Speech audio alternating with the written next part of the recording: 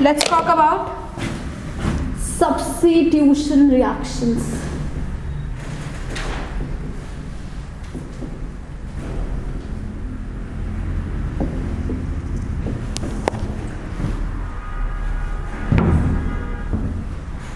देखिए बेटा, अगर हम लोग बात करेंगे सब्स्टिट्यूशन रिएक्शंस की, तो मैं सब्स्टिट्यूशन रिएक्शंस को क्लासिफाई करूंगी as free radical substitution, nucleophilic substitution,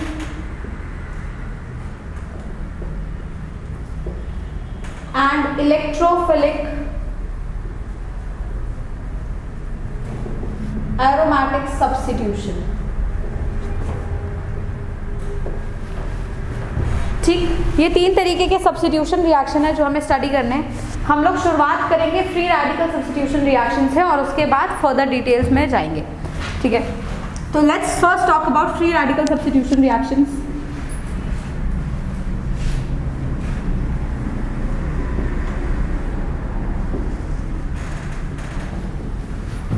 अगर फ्री रेडिकल सब्स्टिट्यूशन रिएक्शन की बेटा बात करते हैं, इस केस में बेसिकली लेट्स से आपने एक एल्केन लिया है। एल्केन पे जनरली जो है फ्री रेडिकल सब्स्टिट्यूशन रिएक्शन कराया जाता है, जिसको बोला जाता है फ्री रेडिकल हैलोजिनेशन। सो हम लोग जो फ्री रेडिकल सब्स्टिट्यूशन रिएक्शन पढ़ेंगे वो है alkane free radical halogenation reaction. Free radical halogenation reaction. ठीक, एग्जाम्पल देते हैं इसका। लेट्स से मेरे पास है methane CH4 which is the simplest alkane I can have. इसके अंदर हम लोग बेटा हैलोजन डालते हैं। लेट्स से क्लोरीन मैंने डाला लाइट की प्रेजेंस में HNu। ठीक है, तो इस केस में क्या होगा, CH4 में से एक HCl बाहर निकल जाएगा और CH3Cl मिलेगा। ठीक, फिर एक और HCl भी निकल सकता है और CH2Cl2 भी मिल सकता है। फिर एक और HCl भी निकल सकता है, CHCl3 भी मिल सकता है, सारे HCl भी निकल सकते हैं, CCl4 भी मुझे मिल सकता है। मुझे मिक्सचर्स ऑफ प्रोडक्ट मिलेंगे starting from 1 halogenation, 2 halogenation, 3 bar halogenation हुआ, 4 बार हैलोजिनेशन हुआ, लाइक दिस। पहले आप इसे समझिए कि ये सब्स्टिट्यूशन किस तरीके से, why I am calling this reaction a substitution reaction. अगर आप इसे ध्यान से देखेंगे तो आपको ये समझ आएगा कि हाइड्रोजन की जगह Cl आ गया। एक एक हाइड्रोजन की जगह कौन आता जा रहा है, Cl आता जा रहा है। मतलब मैं ये बोल सकती हूँ कि chlorine is trying to substitute hydrogen, that is what is substitution. तो आपने अभी तक 3 तरीके के रिएक्शंस पढ़े। सबसे पहला क्या पढ़ा था, एडिशन। एडिशन किस पे हो रहा था, जब अनसैचुरेटेड कंपाउंड प्रेजेंट रहता है, जैसे डबल बॉन्ड, तो डबल बॉन्ड टूटता है, 2 सिंगल बॉन्ड बनते हैं, ऐड हो जाता है। ठीक, सेकेंड हमने पढ़ा एलिमिनेशन। एल्केन होता है या कोई हैलोजन होता है, एक लिविंग ग्रुप रहता है, एक बीटा H रहता है, H निकलता है, बेस आता है, बॉन्ड निकलता है, एल्कीन बन जाता है, अनसैचुरेटेड कंपाउंड बन जाता है, दैट्स एलिमिनेशन। अभी ऐसा कुछ नहीं हो रहा, कोई अनसैचुरेशन पिक्चर में आ ही नहीं रही है। सिंपली क्या हो रहा है, कोई एक ग्रुप दूसरे ग्रुप से क्या हो रहा है, सब्स्टिट्यूट। जैसे इस पर्टिकुलर केस में आप देखेंगे हाइड्रोजन सब्स्टिट्यूट हो रहा है किससे, Cl से। तो एक बार पहला हाइड्रोजन सब्स्टिट्यूट हुआ, 2 बार 3 बार 4 बार, तो सब्स्टिट्यूशन रिएक्शन हो गया। जब CH3Cl बनेगा इसे बोलेंगे मोनो हैलोजिनेटेड, मतलब एक बार हैलोजन सब्स्टिट्यूट कराना। Di halogenated, tri halogenated, tetra halogenated, like this. तो मोस्ट ऑफ द क्वेश्चन में अगर बोला जाए मोनोक्लोरिनेटेड प्रोडक्ट बनाओ, मतलब एक ही हैलोजन सब्स्टिट्यूट करना है। डाई क्लोरिनेटेड प्रोडक्ट बताओ, 2 हैलोजन सब्स्टिट्यूट करने हैं। इस तरीके से आपका काम चलता है, राइट। अब इस पर्टिकुलर केस में आप देखेंगे मैंने रिएजेंट क्या यूज किया बेटा, chlorine in presence of light. तो अगर आप रिकॉल करेंगे, हमने एक रिएक्शन करा था HBr का एडिशन खराश इफेक्ट, जिसमें मैं पेरोक्साइड यूज कर रही थी। Do you understand. तो मैंने एक चीज डिस्कस करी थी बेटा, पेरोक्साइड हमेशा क्या करता है, रेडिकल जनरेट करता है। यही सेम काम बेटा लाइट भी करता है। लाइट भी एक ही काम करता है, क्या करता है, रेडिकल जनरेट करता है। और एक और सिंपल सी चीज आप मुझे बताइए, मीथेन एक इस तरीके का मॉलिक्यूल है। इसमें अभी तक आपने जो पढ़ा उनमें से कोई भी क्राइटेरिया फॉलो नहीं हो रहा है। इसमें डबल बॉन्ड है नहीं कि बॉन्ड टूट के कोई चीज ऐड हो जाए, पहली चीज। दूसरी चीज, इसमें कोई लिविंग ग्रुप नहीं है कि कोई चीज एलिमिनेट हो जाए। तो ना एलिमिनेशन हो सकता है ना सब्स्टिट्यूशन हो सकता है, ना एलिमिनेशन हो सकता है और ना ही एडिशन हो सकता है। मोरओवर हमें एक चीज बहुत अच्छे से पता है कि कार्बन और हाइड्रोजन के बॉन्ड में इलेक्ट्रोनेगेटिविटी का डिफरेंस बहुत ज्यादा नहीं है। इस वजह से कार्बन हाइड्रोजन का बॉन्ड हमेशा होमोलिटिक क्लीवेज में जाता है। अगर कार्बन और कोई इलेक्ट्रोनेगेटिव एलिमेंट होता तो हेटेरोलिटिक क्लीवेज हो सकती थी। होमोलिटिक क्लीवेज होती है तो क्या बनता है, रेडिकल। तो ऑब्वियसली रेडिकल ही बनना। और लाइट भी मैंने जैसे बोला पेरोक्साइड के जैसे ही काम करता है, क्या जनरेट करता है, रेडिकल। तो ये रिएक्शन क्या हो गया, फ्री रेडिकल हैलोजिनेशन या फिर फ्री रेडिकल सब्स्टिट्यूशन। बात क्लियर है? Let's talk about the mechanism of the reaction.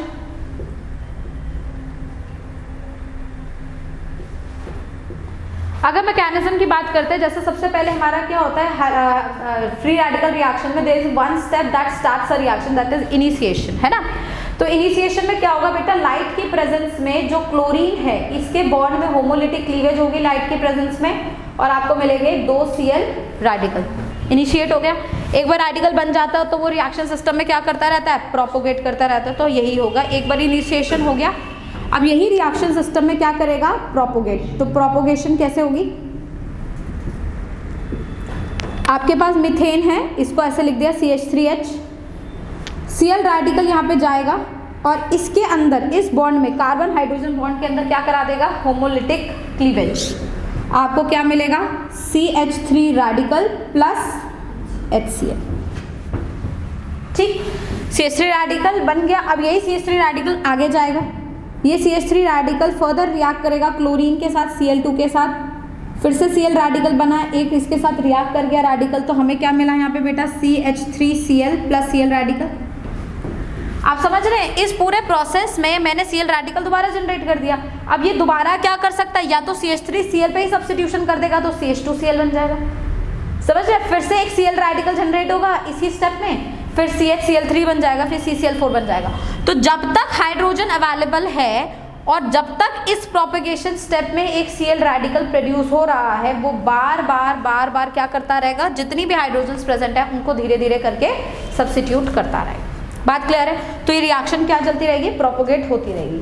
अब चलते फाइनली रिएक्शन के टर्मिनेशन पे। मैंने आपको क्या बताया था, रिएक्शन खत्म कैसे होता है, बस कुछ भी करो कि फर्दर प्रोडक्ट में रेडिकल मत जनरेट करो। तो आप ऐसा हो सकता है ना कि आपका ये Cl रेडिकल अपने साथ ही रिएक्ट कर जाए, अपने साथ ही रिएक्ट करके क्या बना देगा, Cl2, that's a termination step.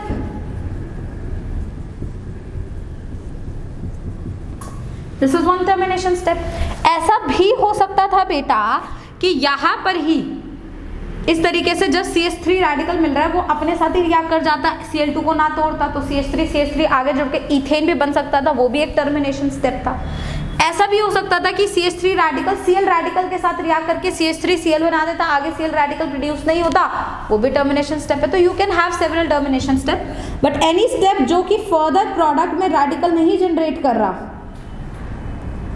वो एक टर्मिनेशन स्टेप की कैटेगरी में आएगा, वो रिएक्शन को क्या कर देगा, टर्मिनेट कर देगा। ऐसा भी पॉसिबल था कि Cl2 के साथ रिएक्ट नहीं करता, Cl2 में पहले टूटता, Cl रेडिकल के साथ जनरेट करता और CH3Cl मिलता और हमारा रिएक्शन हो जाता। इस तरीके से भी हो सकता है ना। तो इस तरीके से कोई भी टर्मिनेशन स्टेप आप जो है फॉलो कर सकते हैं, बट फर्दर क्योंकि रेडिकल प्रोड्यूस नहीं होगा तो रिएक्शन क्या हो जाएगा, खत्म हो जाएगा। बात समझ आई? कोई doubt please right. Now let's say मेरे पास CH2 CH3 ये एल्केन प्रेजेंट है। आप देख सकते हैं एल्केन को, प्रोपेन। इसमें आप देखेंगे ये कार्बन 1 डिग्री है, इसके साथ जो तीनों H लगे रहेंगे वो 1 डिग्री H होंगे। ये कार्बन 2 डिग्री है, इससे दोनों H जो लगे रहेंगे वो 2 डिग्री H होंगे, ये अगेन 1 डिग्री H होंगे। मतलब इस प्रोपेन में मेरे पास 2 तरीके के H's अवेलेबल है, 1 degree H and 2 degree H। ठीक, मैं लेट्स से बात कर रही हूँ मोनोक्लोरिनेशन की या मोनो हैलोजिनेशन की, मतलब मुझे एक ही हैलोजन लगाना है अभी। तो एक तरीका हैलोजन यहाँ पे लगाओ, एक तरीका हैलोजन यहाँ पे लगाओ, 2 डिफरेंट प्रोडक्ट मिलेंगे आपको क्योंकि 2 डिफरेंट तरीके के हाइड्रोजन है, समझ रहे हैं? तो अगर मैं लेट्स से इसमें यहाँ हैलोजन लगाना चाहती हूँ, तो अगर आप मैकेनिज्म को रिवाइज करके देखते हैं, हैलोजन वहाँ लगता है जहाँ रेडिकल बनता है। तो लेट्स से अगर आप यहाँ लगाना चाहते हैं, आप प्रोडक्ट बनाना चाहते हैं CH3CH2CH2Cl, मतलब you are trying to substitute a 1 degree carbon, 1 degree carbon का hydrogen you want to substitute, मतलब 1 डिग्री रेडिकल बनेगा। तो इस रिएक्शन के लिए जो रेडिकल बन रहा होगा वो बेटा इस प्रकार होगा, यही रेडिकल बनेगा ना, यही फिर फर्दर Cl2 के साथ रिएक्ट करेगा और यहाँ पे Cl लगेगा। समझिए बात को। और अगर आप इसके साथ ये प्रोडक्ट बनाना चाहते हैं CH3 that means now you are trying to substitute a 2 degree carbon, मतलब 2 डिग्री कार्बन का hydrogen, then in that case the radical has to be this CH3CH radical, CH3 बोलो हाँ या ना। अब रिएक्शन का जो रेट है वो इस चीज पे डिपेंड करेगा कि कौन सा रेडिकल बना है, कौन सा रेडिकल स्टेबल है।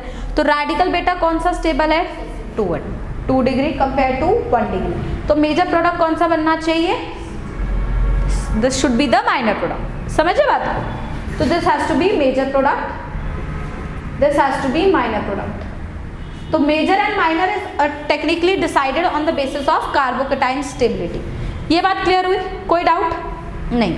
ठीक है, थोड़ा और आगे चलते हैं। ठीक है, मैं इस तरीके से एक कंपाउंड आपके सामने लिख रही हूं, या फिर इसको ऐसे लिख देते हैं CH2CH3। अगर आप यहाँ देखेंगे आपको 1 डिग्री, 2 डिग्री, 3 डिग्री तीनों तरीके के हाइड्रोजन अवेलेबल दिखेंगे।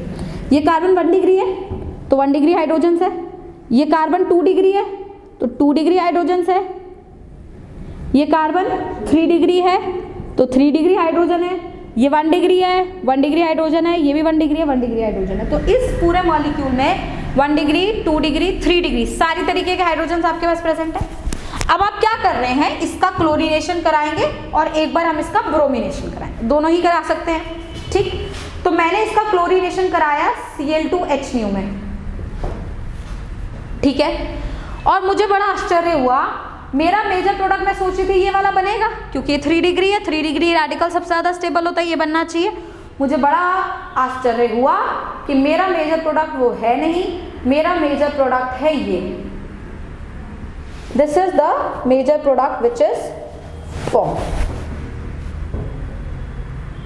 Did you get the point? ये मेजर प्रोडक्ट मुझे मिला है, जबकि मिलना मुझे चाहिए था ये वाला प्रोडक्ट, क्योंकि जैसे मैंने यहाँ देखा major product is decided on the basis of का फ्री रेडिकल स्टेबिलिटी। फिर मैंने कहा ठीक है बेटा, एक बार इसका ब्रोमिनेशन भी करके देख लेते हैं, देखते हैं क्या होता है। ब्रोमिनेशन करते हैं, ब्रोमिनेशन करके देखा तो मुझे वही प्रोडक्ट मिला जो मैं एक्सपेक्ट करी थी, 3 डिग्री वाला I got as the major product. यही एक्सपेक्ट कर रही थी, मोनोहैलोजिनेशन में यही मेजर मिला। तो मुझे लगा कि बात तो सही ही, ऐसे बात थी कि मेरी थ्योरी पूरी गलत है, ये तो मिल ही रहा है मेजर। बट कहीं ना कहीं हैलोजिनेशन में, क्लोरीनेशन में जो मेजर प्रोडक्ट मिल रहा है और जो ब्रोमिनेशन में मेजर प्रोडक्ट मिल रहा है वो सेम नहीं है, मतलब कहीं ना कहीं कोई डिफरेंस है क्लोरीनेशन और ब्रोमिनेशन। अब बात आती है कि फ्लोरीनेशन और आयोडीनेशन करा सकते हैं? नहीं। अगर आप फ्लोरीनेशन कराते हैं, फ्लोरीनेशन जो है हाईली एक्सोथर्मिक है तो रिएक्शन होता ही नहीं है, रिएक्शन करवा ही नहीं पाते, इसलिए फ्लोरीनेशन डायरेक्टली नहीं कराया जाता। F2 in presence of light you can not use. बात करते हैं आयोडीनेशन की, तो आयोडीनेशन हाईली एंडोथर्मिक प्रोसेस है तो इसलिए ये भी नहीं कराया जाता। तो बात आ गई कि अगर आप रेडिकल के साथ रिएक्शन कराना चाह रहे हैं तो आप यूज करेंगे या तो क्लोरीनेशन या फिर ब्रोमिनेशन। आप लाइट की प्रेजेंस में फ्लोरीन या क्लोरीन ऐड मतलब सब्स्टिट्यूट नहीं करा सकते एक एल्केन पे। फ्लोरीनेशन एक्सोथर्मिक हो जाता है, आयोडीनेशन एंडोथर्मिक हो जाता है, तो आप कराएंगे या तो क्लोरीनेशन या तो ब्रोमिनेशन, तो यही 2 प्रोडक्ट मिल सकते हैं। अब लेट्स अंडरस्टैंड कि why I am getting different product in chlorination and bromination. तो इस चीज को हम लोग समझते हैं रिएक्टिविटी वर्सेस सेलेक्टिविटी पे। तो let's talk about reactivity versus selectivity. Now this will going to be the most important part of this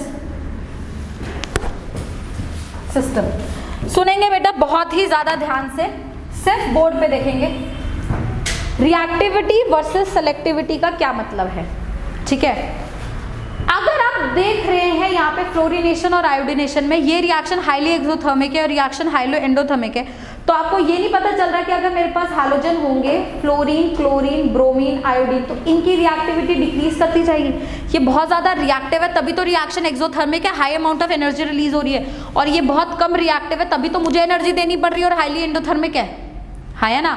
इसका मतलब अगर आप हैलोजेंस की रिएक्टिविटी की बात करें, हैलोजेंस की रिएक्टिविटी, तो the reactivity of halogens will going to decrease down the वे।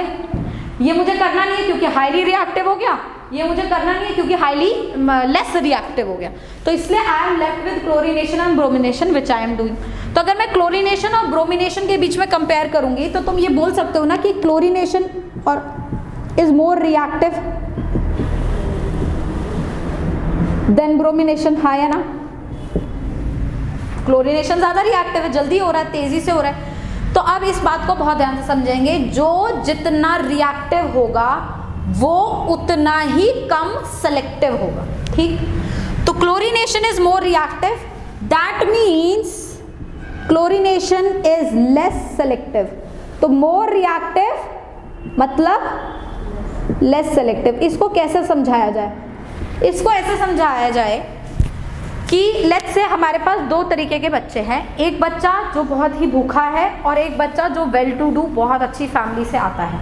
उन दोनों के सामने मैंने खाना ऑफर करा, तो जो बहुत ही भूखा है वो डिमांड नहीं करेगा, सेलेक्टिव नहीं होगा कि मुझे पिज्ज़ा खाना है, मुझे बर्गर खाना है, मुझे क्या खाना है, उसके लिए जो मिला वो बहुत अच्छा, ठीक। तो समझे, उसके अंदर रिएक्टिविटी है, खाने की भूख की रिएक्टिविटी है, वो बहुत ज़्यादा भूखा है, बहुत ज़्यादा रिएक्टिव है, तो वो सेलेक्टिव नहीं है, वो सेलेक्ट नहीं करेगा कि कौन क्या चूज करना, मुझे डिमांड नहीं करेगा।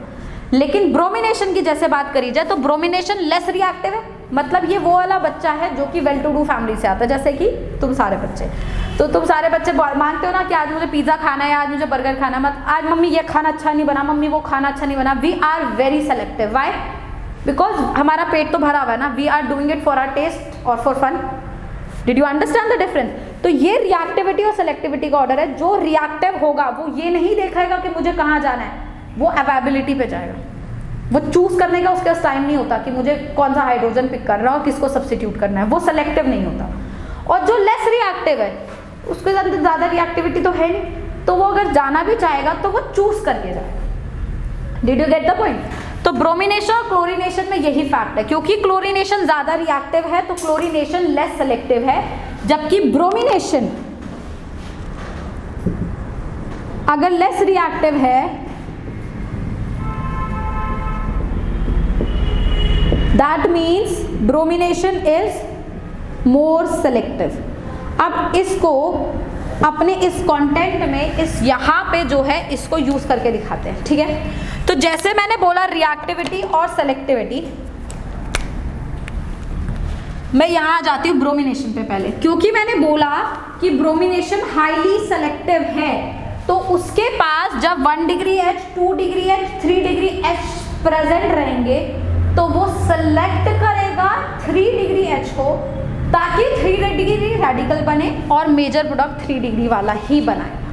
Did you get the point? तो मुझे 3 डिग्री वाला ही मेजर प्रोडक्ट मिला, मतलब आप ये मानो कि ये जो मेजर है इसकी जो परसेंटेज है यहाँ पे, दिस परसेंटेज इज अप्रोक्सीमेटली 98%, मतलब बाकी सारे जो प्रोडक्ट्स होंगे वो सिर्फ 2% होंगे, मेजर प्रोडक्ट यही रहेगा मेरा, ठीक है।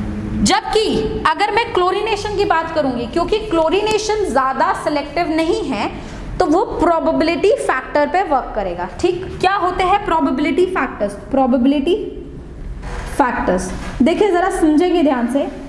1 डिग्री हाइड्रोजन, 2 डिग्री हाइड्रोजन और 3 डिग्री हाइड्रोजन, इन सब को पिक करने की प्रोबेबिलिटी होती है।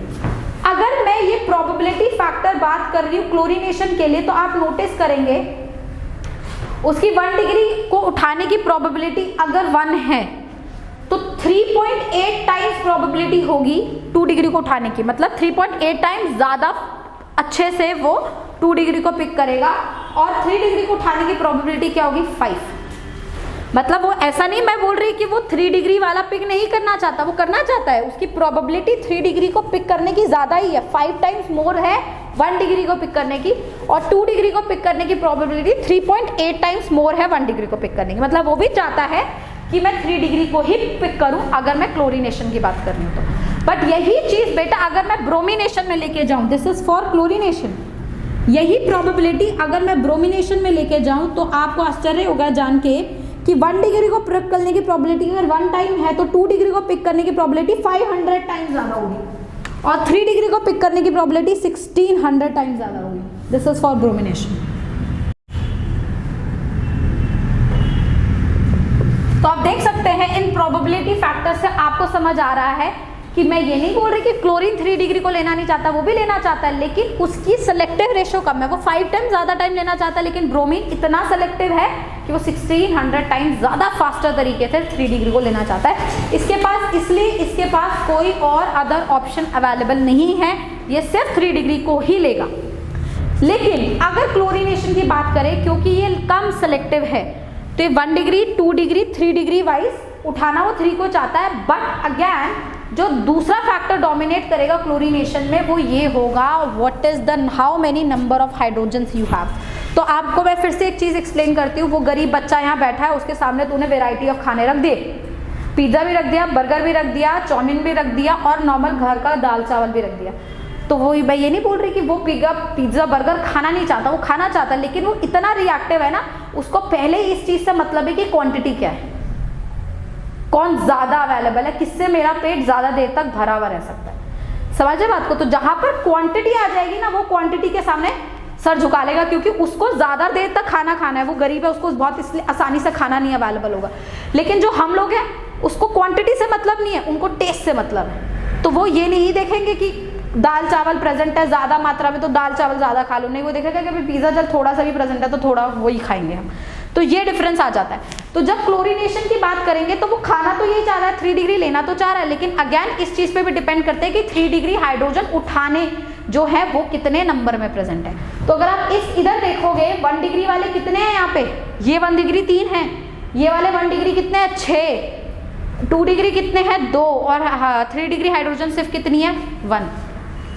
तो अगर आपको क्लोरीनेशन का मेजर प्रोडक्ट पता करना होता है, ध्यान से सुनेंगे, क्लोरीनेशन का मेजर प्रोडक्ट पता करना होता है तो आप क्या करते हैं, आप probability factor into number of hydrogens कर देते हैं। ठीक, जैसे अगर मैं इस वाले पूरे सिस्टम की बात करूं, मैंने कौन सा हाइड्रोजन उठाया है बेटा 2 डिग्री वाला, 2 डिग्री वाले हाइड्रोजन कितने हैं 2 और 2 डिग्री को उठाने की प्रोबेबिलिटी कितनी है 3.8, मतलब 2 इंटू 3.8 वैल्यू कितना आया 7.6। ठीक, अगर सपोज मुझे 3 डिग्री को उठाना होता, हाइड्रोजन कितने होते हैं 1, प्रोबेबिलिटी उठाने की कितनी है 5, 1 इंटू 5, कौन सी वैल्यू ज्यादा है, ये वाली ज्यादा है, इसलिए इसने 2 डिग्री को उठाया। Did you get the point? अभी इसको और इलेबोरेटिव तरीके से देखते हैं, पर पहले आप लोग ये जो है नोट कर लीजिए। ब्रोमिनेशन का तो आपको समझ आ ही गया कि आपका मेजर प्रोडक्ट 3 डिग्री वाला ही होगा, तो इसको तो मैं हटा रही हूँ यहाँ से। ठीक है, प्रोबेबिलिटी फैक्टर क्लोरीनेशन के आपको पता है ये है। अब मैं इसी रिएक्शन के जो ये मैंने आपके सामने लिखा है, इसमें सारे प्रोडक्ट्स आपको बना के दिखाती हूँ और फिर डिसाइड करेंगे कि क्लोरीन वाला जो 2 डिग्री वाला है क्लोरीनेशन वही मेजर क्यों हुआ। ठीक है, तो सबसे पहला काम जैसे हमने कहा कि आप सबसे पहले किसको देख लेंगे, आइडेंटिफाई कर लेंगे नंबर ऑफ डिफरेंट तरीके के हाइड्रोजन्स कौन से आपके पास। तो ये भी 1 डिग्री, ये भी 1 डिग्री, ये भी 1 डिग्री, ये 2 डिग्री, ये 3 डिग्री। ठीक, ये सब आपने डिग्री आइडेंटिफाई करी है। अब आप ऐसा नहीं करोगे, अब आप क्या करोगे, एक एक कार्बन पे Cl लगा के देखोगे। ठीक है, तो पहले यहां पर एक Cl लगा के देखा तो मेरा प्रोडक्ट क्या बनेगा CH3 CH CH3 CH2 CH2Cl, एक प्रोडक्ट ये बन सकता है। दूसरा आपने यहाँ पे Cl लगा के देखा तो दूसरा प्रोडक्ट आपका क्या मिलेगा CH3 CH CH3 CH Cl CH3, दूसरा प्रोडक्ट ये हो सकता है। तीसरा प्रोडक्ट क्या हो सकता है, आपने यहाँ पे Cl लगा के देखा CH3 CCl CH3 CH2 CH3, हाँ या ना। चौथा प्रोडक्ट क्या हो सकता है आपका, बेटा ये वाला यहाँ पर Cl लगाओ या यहाँ पे Cl लगाओ, आपको एक ही प्रोडक्ट मिलेगा, क्योंकि आप यहाँ Cl लगाओगे तो आप ये वाला मेन चेन ले लोगे, यहाँ Cl लगाओगे तो आप ये वाला मेन चेन ले लोगे, कंपाउंड तो सेम ही रहेगा, नाम सेम रहेगा उसका। तो दोनों में से किसी एक को रिप्लेस कर दो। लेट्स से मैं उस कॉर्नर वाले को रिप्लेस करती हूँ तो ये बना,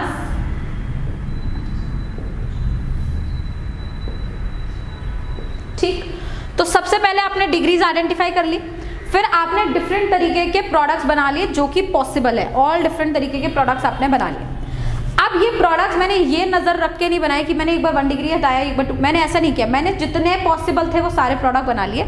एक बार इस कार्बन से अलग बनता, इससे अलग बनता, इससे अलग बनता, इन दोनों को सब्स्टिट्यूट करती तो एक ही बनता, तो इससे एक को सब्स्टिट्यूट करके प्रोडक्ट बना। बात क्लियर है?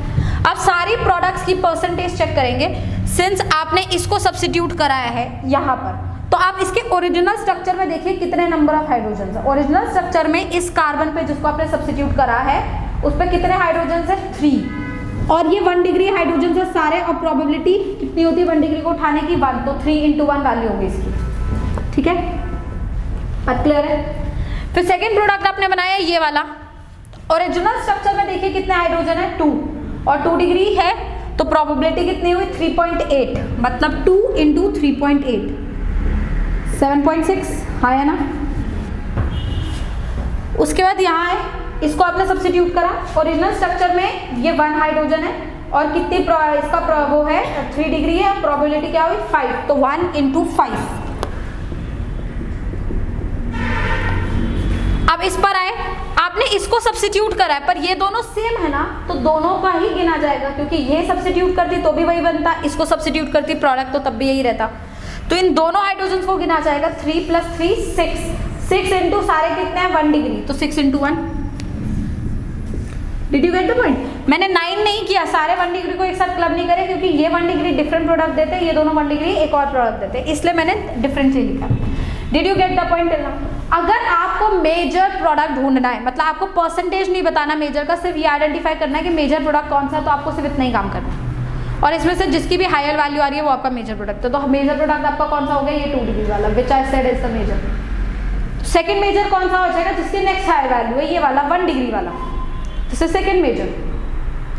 एंड देन आपके पास 3 डिग्री वाला आएगा, एंड देन ये वाला आएगा। समझे बात को? जबकि जो आप सोच रहे थे ये मेजर होना चाहिए था ब्रोमिनेशन में, वो क्लोरीनेशन में मेजर नहीं है, because chlorination is less selective and more reactive. Did you get the point? Now let's say question पूछा जाए, इसका परसेंटेज बताइए, what is the percentage of this product which is form. तो परसेंटेज भी आराम से निकाली जा सकती है। आपको क्या करना है, आपने सबसे पहले ये सारी वैल्यूज निकाल ली, फिर टोटल निकाल लिया 3 + 7.6 + 5 + 6, टोटल करा, इनका टोटल कितना आएगा 21.6 टोटल आ गया। तो परसेंटेज निकालनी है तो इसको क्या कर दीजिए 3 / 21.6 × 100 कर दीजिए। इसकी परसेंटेज निकालनी है तो 7.6 / 21.6 × 100 कर दीजिए। इसकी परसेंटेज निकालनी है तो 5 / 21.6 × 100 कर दीजिए। और अगर इसकी परसेंटेज निकालनी है तो 6 / 21.6 × 100 कर दीजिए। इनकेस परसेंटेज पूछ ले तो, मेजर प्रोडक्ट पूछे तो ये 21.6 वाला चीज करने की जरूरत नहीं है, आप सिंपल न्यूमरेटर चेक करेंगे and you will get the major product. बताइए बात समझ आई नहीं आई? तो कभी भी क्लोरीनेशन करना हो डियर स्टूडेंट्स, तो तुम ये नहीं देखोगे 3 डिग्री कौन सा, तुम हमेशा प्रोबेबिलिटी वाइज वर्क करोगे। लेकिन अगर ब्रोमिनेशन करना है, बिना सोचे समझे 3 डिग्री हाइड्रोजन को रिप्लेस कर देना। बात समझ आई? लेकिन क्लोरीनेशन में सिर्फ 3 डिग्री रिप्लेस नहीं होता, आपको प्रोबेबिलिटी वाइज चेक करना पड़ेगा कि कौन सा मेजर प्रोडक्ट है। Is that clear?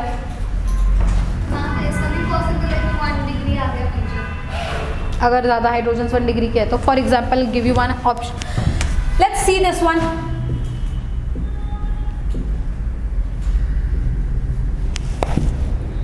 ये 1 डिग्री, ये 1 डिग्री, ये 1 डिग्री, ये 3 डिग्री आया ना। अगर आप इसका क्लोरीनेशन कराएंगे तो ये तीनों एक ही तो प्रोडक्ट देंगे, तीनों CH3 सेम ही तो है।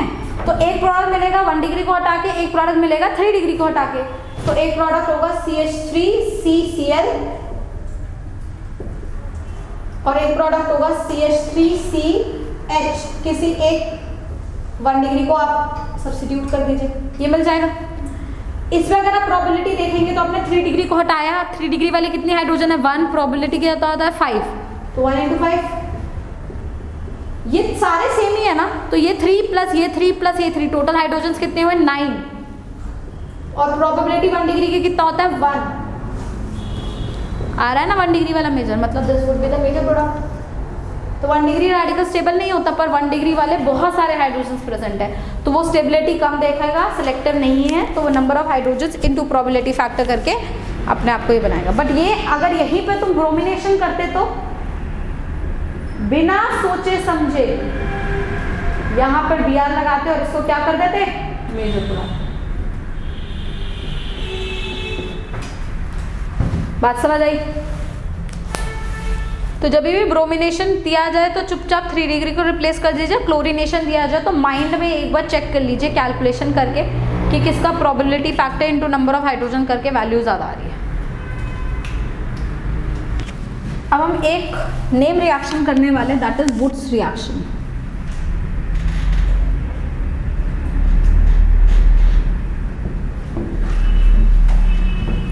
देखिए एक रिएक्शन है मेरे पास CH3, मेरे पास एक एल्काइल हैलाइड है जैसे CH3Cl, ठीक है। मैं इसके 2 मोल्स लूंगी बेटा और इसको sodium in presence of ether के साथ ट्रीट करूंगी, तो मुझे मिलेगा CH3 ईथेन। इस रिएक्शन को बोला जाता है वुड्स रिएक्शन। अगर आप इसे ध्यान से देखेंगे, ये एक स्टेप अप रिएक्शन है। स्टेप अप का मतलब समझते हैं? स्टेप अप का मतलब कार्बन बढ़ा देना, कार्बन बढ़ गए इसमें, है ना? तो this is a step up reaction. अब ये रिएक्शन कैसे हो रहा है और मैं यहाँ क्यों पढ़ा रही हूँ तुम्हें? ये रिएक्शन के 2 मैकेनिज्म प्रपोज्ड है, एक रेडिकल मैकेनिज्म और एक एनायनिक मैकेनिज्म, ठीक है? दोनों मैकेनिज्म पॉसिबल हैं। हम लोग अभी इसका रेडिकल मैकेनिज्म जो है स्टडी करेंगे और तुम्हें समझ आएगा कि किस तरीके से रेडिकल के रिएक्शंस प्रोसीड होते हैं, ठीक है? तो आप ये तो समझ सकते हैं ना, ये CH3Cl हमने कैसे बनाया होगा? मीथेन से। हमने मीथेन लिया होगा, क्लोरीन हैलोजन डाला होगा, 1 इक्विवेलेंट, तो हमारे पास CH3Cl आ गया, मोनो हैलोजनेटेड, है ना?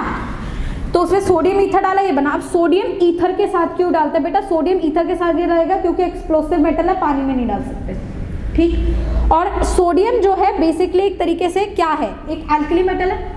एल्कली मेटल आप कोई भी डाल सकते हैं, आप लिथियम भी ले सकते हैं, सोडियम भी ले सकते हैं, आप पोटेशियम भी ले सकते हैं, और सबसे बेहतर एल्कली मेटल जो आप ले सकते हैं वो सीजियम ले सकते हैं, ठीक है? लेकिन इन सब में से सबसे ज़्यादा मैं वो उठाती हूँ जो लेस चीप, मतलब चीप और लेस अवेलेबल हो, इसलिए मैं सोडियम यूज़ कर रही हूँ। बट अगर क्वेश्चन ने यहाँ पे लिथियम दे दिया तो इसका मतलब है कि रिएक्शन बदल जाएगी। आप कोई भी एल्कली मेटल यहाँ पे यूज़ कर सकते हैं। क्यों मैं ऐसा बोल रही हूँ? मैं इसलिए बोल रही हूँ क्योंकि इस एल्कली मेटल का यहाँ सिर्फ काम है इलेक्ट्रॉन लूज करना। तो एल्कली मेटल हम जानते हैं पूरे पीरियोडिक टेबल में सबसे कम आयोनाइजेशन एनर्जी रखते हैं, बिकॉज उनका सबसे बड़ा साइज होता है, तो आराम से इलेक्ट्रॉन लूज कर सकते हैं। तो बेस्ट जो है वो आपको वो यूज करना चाहिए जो सबसे आसानी से इलेक्ट्रॉन देते हैं, that is caesium. But it is not easily available, it is costly. उसको अर्थ क्रस्ट से एक रिएक्शन करने के लिए थोड़ी निकाल कर आएंगे। सोडियम आराम से अवेलेबल है, इसलिए हम सोडियम यूज करते हैं। बट अगर आपसे पूछ लिया जाए विच is the best element I can use in the Wurtz reaction and you have sodium, lithium, potassium, caesium, तो आप आंसर देंगे सीजियम। क्यों? क्योंकि सीजियम सबसे इजीली इलेक्ट्रॉन जो है रिलीज कर देगा। बात समझ आई? अगर एक सोडियम ने दिया तो एक ही इलेक्ट्रॉन दिया, एक इलेक्ट्रॉन को रेडिकल के जैसे कंसीडर किया जाता है, तो होगा क्या? ये है हमारे पास CH3Cl, ये इसने जो इलेक्ट्रॉन दिया है, ये इलेक्ट्रॉन जाके इस कार्बन पे अटैक करेगा और यहाँ से ये पूरा Cl बाहर निकल जाएगा। तो आप देखेंगे हमें क्या मिलेगा? CH3 radical plus Cl negative. तो जो सोडियम है वो एक इलेक्ट्रॉन दे रहा है और वो इलेक्ट्रॉन बेसिकली एक तरीके से देखा जाए तो यहाँ पर कार्बन पे अटैक कर रहा है, तो कार्बन पे एक इलेक्ट्रॉन आया और कार्बन ने अपना बॉन्ड Cl के साथ तोड़ दिया, Cl नेगेटिव की फॉर्म में निकल गया। This is the radical which is generated. Did you get the point? Similarly एक और सोडियम आएगा, वो भी यही करेगा, 2 इलेक्ट्रॉन, तो जो दूसरा इलेक्ट्रॉन है वो दूसरे मॉलिक्यूल पर अटैक कर देगा, Cl यहाँ से निकल जाएगा और आपको क्या मिलेगा? फिर से CH3 रेडिकल और Cl माइनस, और ये आपस में दोनों CH3 रेडिकल क्या करेंगे? जुड़ जाएंगे और क्या बना देंगे? थीन C2H6। बोलो बात समझ आई नहीं आई? और ये जो Cl नेगेटिव, ये Cl नेगेटिव और 2 Na+ भी तो प्रेजेंट है, तो 2 NaCl बन गए। This is what is Wurtz reaction and this is the radical mechanism of the Wurtz reaction. Did you get the point?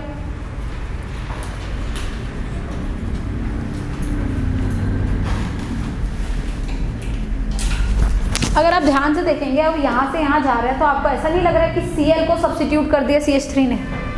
Cl की जगह कौन आ गया? CH3।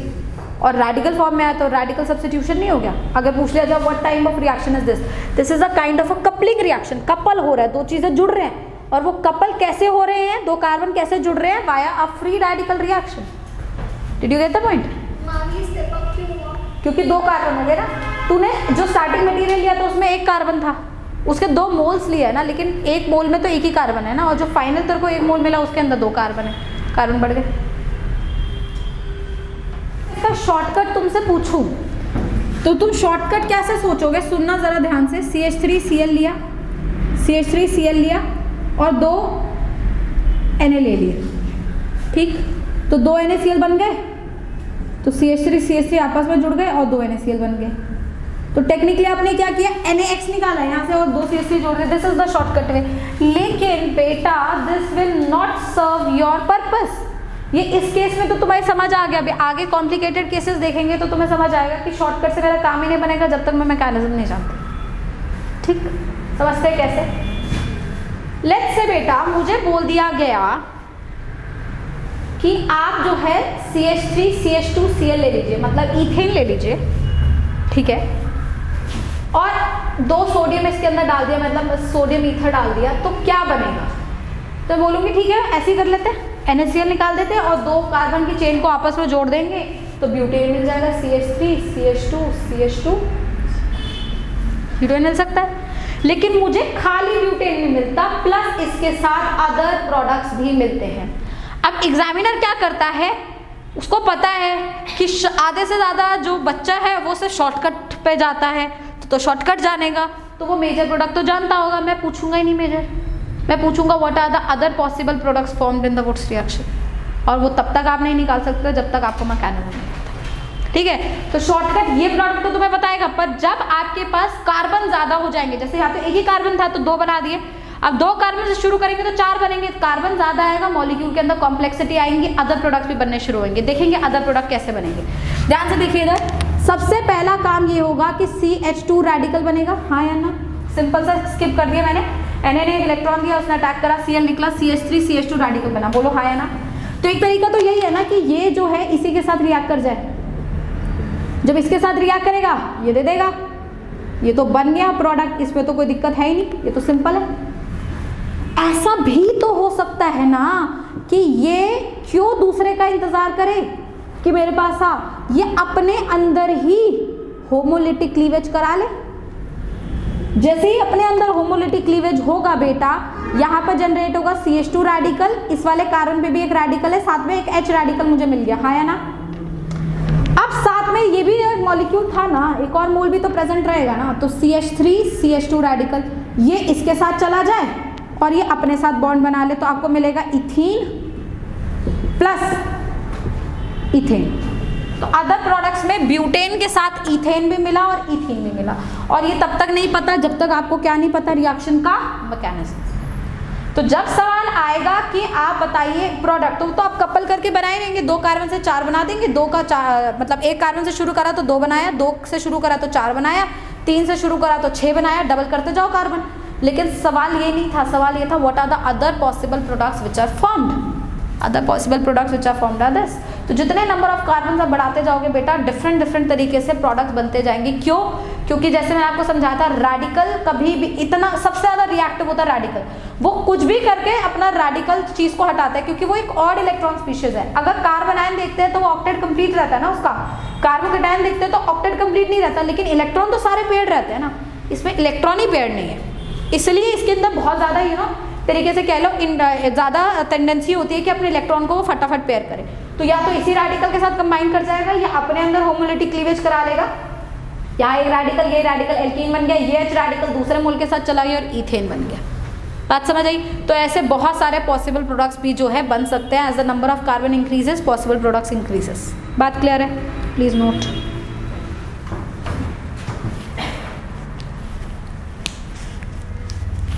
other possible products.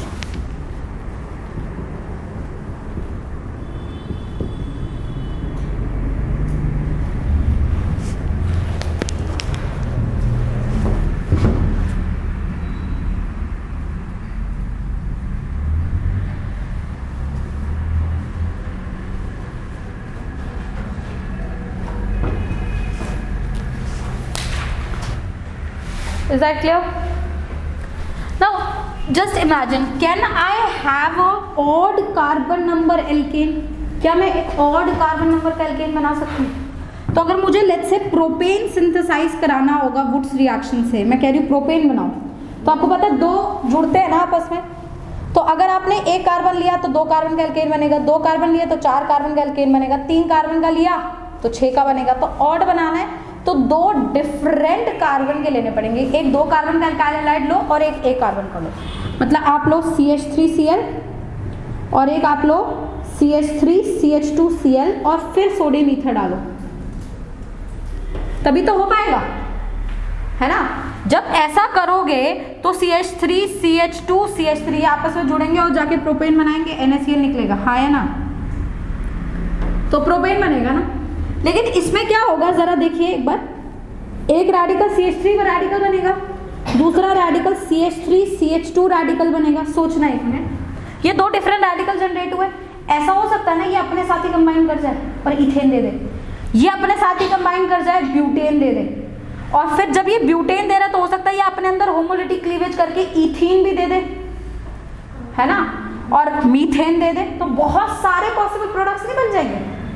तो इन दोनों का आपस में टकरा के ये बनना, इसका पॉसिबिलिटी क्या हो जाएगा, कम हो जाएगा। तो अगर आप दो डिफरेंट अल्काइल हैलाइड्स लेते हैं तो बाय प्रोडक्ट्स बहुत ज्यादा बढ़ जाते हैं। और एक बात सोचो, लेट्स से आपने ये बनाया, आपने ये एक ब्यूटेन बनाया, आपने एक इथेन बनाया, आपने एक इथीन बनाया, इनको आप सेपरेट कर सकते हो? नहीं कर सकते, क्योंकि इन सब के अंदर कोई हाइड्रोजन बॉन्डिंग है नहीं, सारे के सारे पानी में इनसॉल्युबल होते हैं, ऑर्गेनिक कंपाउंड्स में सारे सॉल्युबल होते हैं, इनकी प्रॉपर्टीज में, फिजिकल प्रॉपर्टीज में ज्यादा डिफरेंस ही नहीं होता। बॉइलिंग पॉइंट में ज्यादा डिफरेंस आएगा नहीं, क्योंकि किसी में हाइड्रोजन बॉन्डिंग नहीं है। ऐसा है नहीं कि कोई पानी में सॉल्युबल है, कोई किसी और में सॉल्युबल है, ऐसे सारे इनऑर्गेनिक कंपाउंड्स में सॉल्युबल होंगे, सारे पानी में क्या रहेंगे, इनसॉल्युबल रहेंगे, सारे ऑर्गेनिक कंपाउंड्स में सॉल्युबल रहेंगे, तो इनको सेपरेट आउट करना भी तो डिफिकल्ट है। तो अल्टीमेटली आपका जो प्रोडक्ट है उसकी यील्ड क्या होती जाएगी, धीरे धीरे कम होती जाएगी। तो इसलिए वुड्स रिएक्शन बहुत अच्छा रिएक्शन नहीं माना जाता to synthesize odd number of alkane. Did you get the point? क्यों? क्योंकि इसके साथ साथ अदर बाय प्रोडक्ट देख लीजिए क्या होंगे। CH3CH3 आपस में बन सकता है जुड़ के इथेन, CH3CH2 आपस में जुड़ के ब्यूटेन दे सकता है, और अगर यहीं पे होमोलिटिक क्लीवेज करा दी CH2H रेडिकल, तो यहां पर अगर होमोलिटिक क्लीवेज करा दी तो एक बन जाएगा इथीन, ये H रेडिकल ये ले लेगा और साथ में कौन बन जाएगा, मीथेन। तो आप देख रहे हैं नंबर ऑफ बाय प्रोडक्ट्स इतने बढ़ गए, और इन बाय प्रोडक्ट्स को सेपरेट आउट करना क्या है, डिफिकल्ट। तो आप एक तो चीज ये समझे कि आपको बाय प्रोडक्ट बनाने आनी चाहिए, क्योंकि मेजर रिएक्शन बाय प्रोडक्ट बनाने का ही आएगा, ये रिएक्शन आएगा नहीं तो बच्चों की बात है, इसमें क्या है, इसमें क्या खास बात है। जो चीज़ खास बात होती है एग्जामिनर वही पूछता है, तो ये पूछेगा कि what are the by products, एक चीज़। और दूसरी चीज़ ये समझा लीजिए, ये समझ आ जाना चाहिए आपको कि अगर आप और नंबर ऑफ कार्बन बनाना चाहते हैं, और नंबर ऑफ कार्बन का एल्केन बनाना चाहते हैं, तो आपको दो डिफरेंट अल्काइल हैलाइड्स लेने पड़ेंगे, उससे नंबर ऑफ बाय प्रोडक्ट ज़्यादा बढ़ जाएंगे, मेजर प्रोडक्ट उठाएगा नहीं, और परसेंटेज यील्ड क्या हो जाएगी, कम हो जाएगी। और सबसे बड़ी बात, इनको सेपरेट भी नहीं किया जा सकता, क्योंकि ना इनमें बॉइलिंग पॉइंट का डिफरेंस है, ना इसमें सॉल्युबिलिटी का डिफरेंस है, कोई भी किसी भी तरीके का डिफरेंस नहीं है। Hence, Woods reaction is not considered as a very good reaction to synthesize odd number of alkanes. लिख लीजिए इसे। Woods reaction is not a very good reaction to synthesize odd number of alkanes.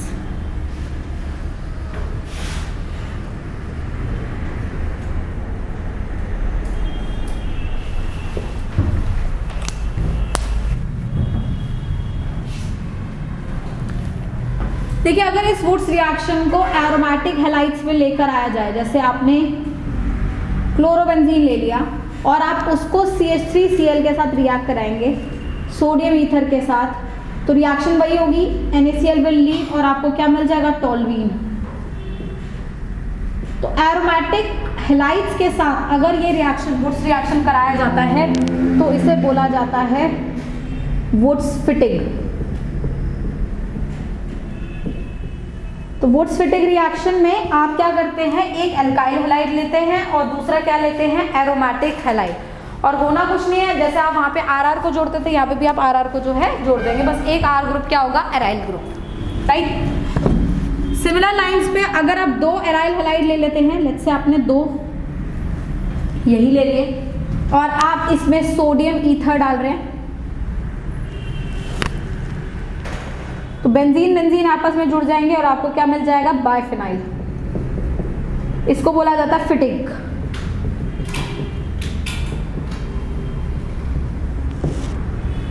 Fitting fitting बात clear है?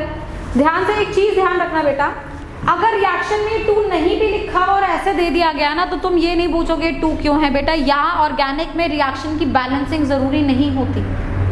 It's never important to balance a reaction. अगर मैंने ये लिखा है, ये मतलब 1 मोल है, 1 मोल मतलब 6 × 10⁻23 इसके मॉलिक्यूल्स होंगे, तो दूसरा मॉलिक्यूल अवेलेबल रहेगा ना। 2 मोल लेने की क्या जरूरत है, 1 मोल से भी तो रिएक्शन हो सकता है, मुझे तो 2 मॉलिक्यूल्स को चिपकाना है ना आपस में, ठीक है। तो please don't get confuse ma'am, आपने तो जो 2 लिखा है था, एग्जामिनर ने तो 2 दिया, नहीं तो रिएक्शन डिफरेंट नहीं होगी, रिएक्शन सेम रहेगी। ऑर्गेनिक में we need not to balance the reactions. Did you get the point?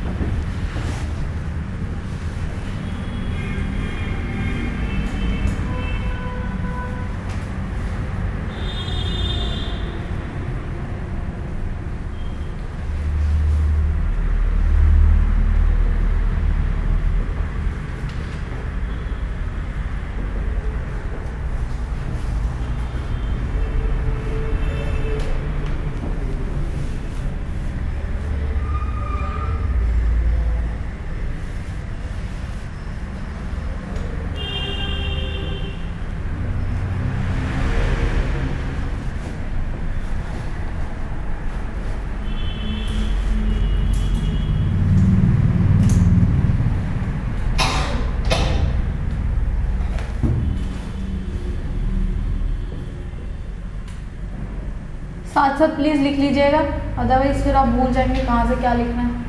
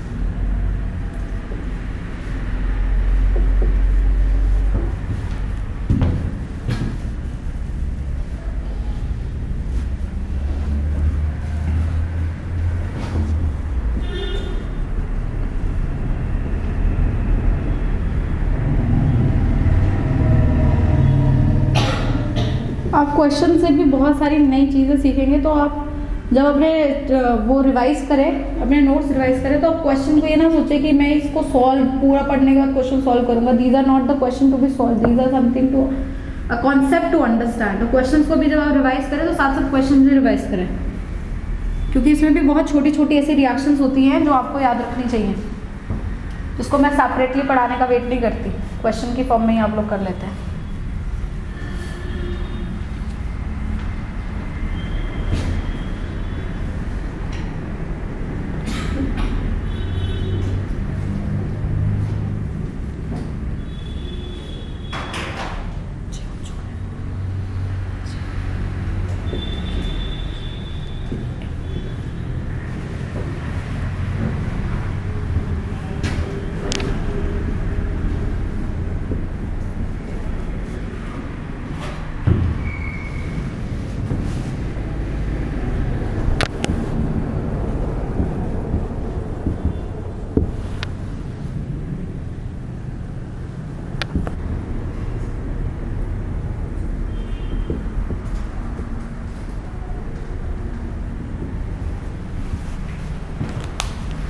Question मैं सॉल्व कराऊंगी तो बस अभी नोट कर लीजिए।